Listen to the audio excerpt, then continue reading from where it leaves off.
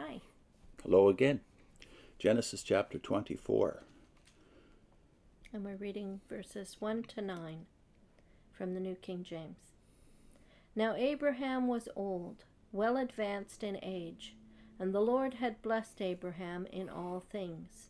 So Abraham said to the oldest servant of his house, who ruled over all he had, "Please put your hand under my thigh, and I will make you swear by the Lord, the God of heaven and the God of earth, that you will not take a wife for my son from the daughters of the Canaanites, among whom I dwell. But you shall go to my country and to my family, and take a wife for my son Isaac." And the servant said to him, "Perhaps the woman will not be willing to follow me to this land. Must I take your son back to the land from which you came?" But Abraham said to him, "Beware that you do not take my son back there. The Lord God of heaven, who took me from my father's house and from the land of my family, and who spoke to me and swore to me, saying, 'To your descendants I will give this land,' He will send his angel before you, and you shall take a wife for my son from there.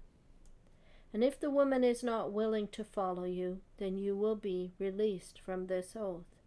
Only do not take my son back there." So the servant put his hand under the thigh of Abraham his master, and swore to him concerning this matter. Well, I think before we get into the meat of it and the message, we should make a note about who this person is. He's not named here, is he? This oldest servant of the household. But back in chapter 15, we were told when Abraham still had no children, that Eliezer, his steward, was the heir of his fortune. Yeah. So is this the same man? Most of the commentators seem to think it is. But the remarkable thing is this tremendous responsibility he gets here. And the irony is that, well, just a few years before, he had been Abraham's heir, and Abraham is a very wealthy man. So his selflessness and his godliness are very evident in the rest of this chapter. So this fact that Abraham entrusts him with this tremendous responsibility of picking a bride. And when you get to that story, you see he is a godly man, and he's not thinking of his own advantage. He's thinking of his master and his advantage and the promise of God. Yeah, he has the same priorities as his master. Now, when you read this with the modern mind, you think, what is this? Race hatred? Yeah. Is it race hatred towards the Canaanites or other people who are outside your clan, your tribe?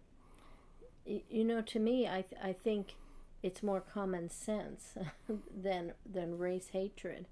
When you think of this, is God has picked Abraham, not because he was better than anyone else, and that's made plain.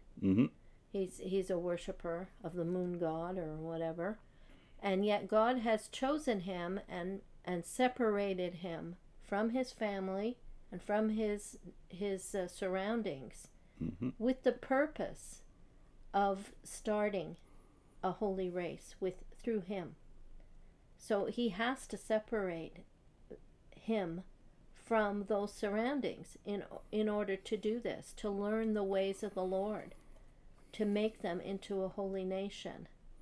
That's right. It's also with the purpose of that spilling over to eventually bless all the families of the earth. I think it is better to use the word nation. He has said, "I will make of you a great nation," and any great nation really is only as great as its ethics, its morality, and its godliness. Yeah. And if that is not continuous, if there's a break in that pattern over generations, then the process is slowed down at the very least, and maybe even broken off. Yeah, and there's a division then. If there's a division, I mean, in a family where one is learning the ways of the Lord and one has got other priorities, you have to think in terms of the future. That's what I mean by common sense. You have to think about the next generations.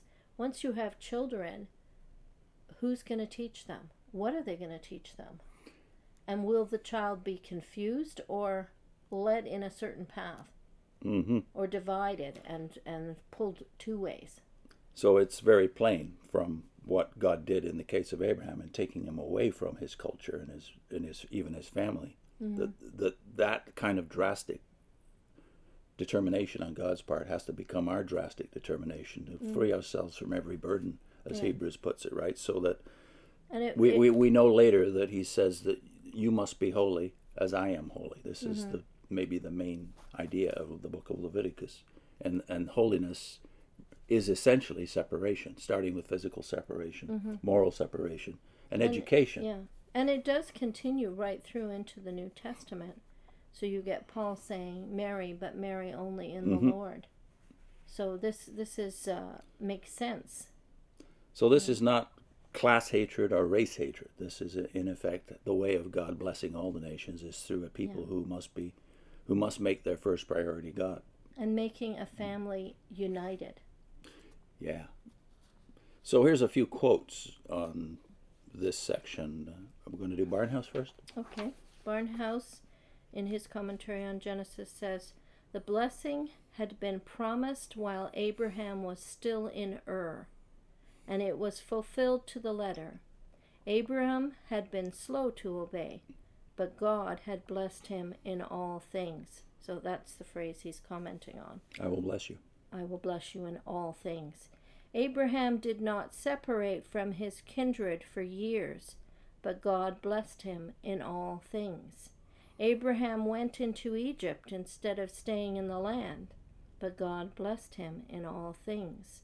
Abraham induced Sarah to lie and was on the point of seeing her dishonored, but God blessed him in all things.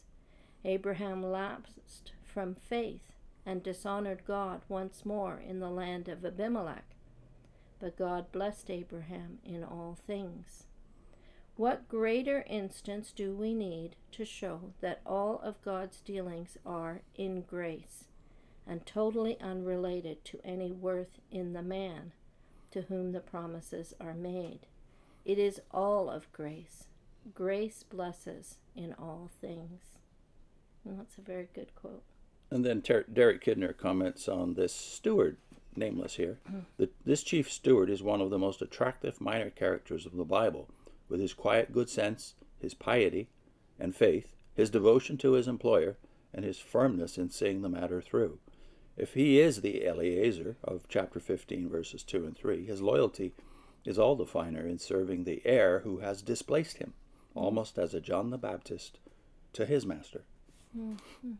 And then Nahum Sarna, in this wonderful book, Nahum Sarna, Understanding Genesis. This is from the Jewish point of view, by the way.